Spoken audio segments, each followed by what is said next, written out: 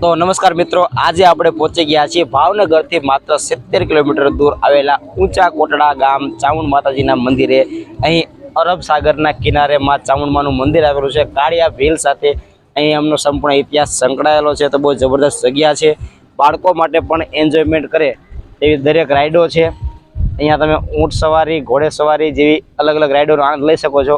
આ અરબ સાગર છે, આજે થોડો દૂર છે, ભરતી ઓટના કારણે દૂર નજીક ચાલતું હોય, બાકી અહીંયા સુધી છેક હોય છે, અહીંયા બધે સમુદ્ર આવી જાય છે। અને આ અલગ અલગ રાઈડ જે હોય છે, તમે ઘોડે સવારી, ઊંટ સવારી, ઘણી બધી જે રાઈડો જે છે એને તમે મજા લઈ શકો છો। અહીંયા તમે જોઈ શકો છો, આ ઘણી બધી જીપ છે, તેની રાઈડ કરી શકો છો। અહીંયા આ ઊંટ છે, ઊંટ રાઈડ કરવાની મજા પણ અલગ હોય છે।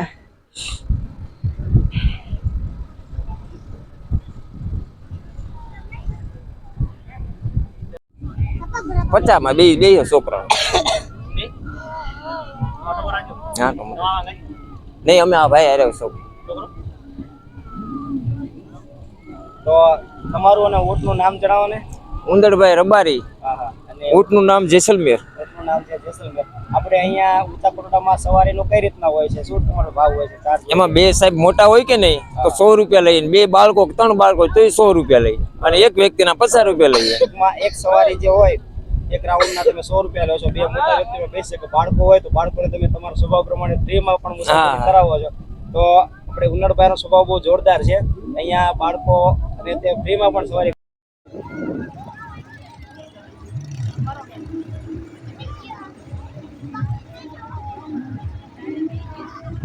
તો અહીંયા વિપુલભાઈ, દેવાંશી અને બધા પાછી જ્યાં જીપની રાઈડ કરે છે।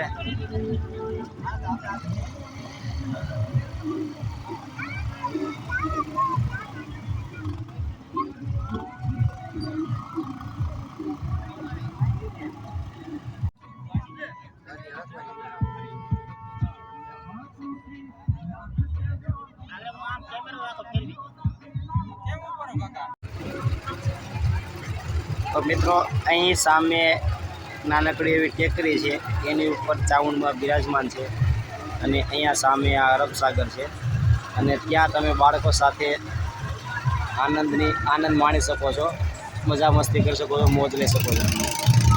ઘણી બધી રાઈડો છે, ઊંટ સવારી છે, ઘોડે સવારી છે, નાસ્તાનું છે, અને નારિયેળ પાણી તેમજ મકાઈનો આનંદ પણ તમે લઈ શકો છો।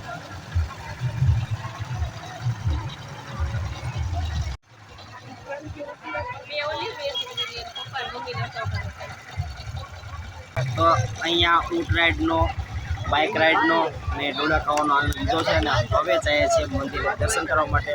ત્યાં આપણે જાણીશું સંપૂર્ણ ઇતિહાસ અને દર્શન કરીશું ચામુંડા માતા, કાળિયા ભીલની દેવી, જય માં ચામુંડા।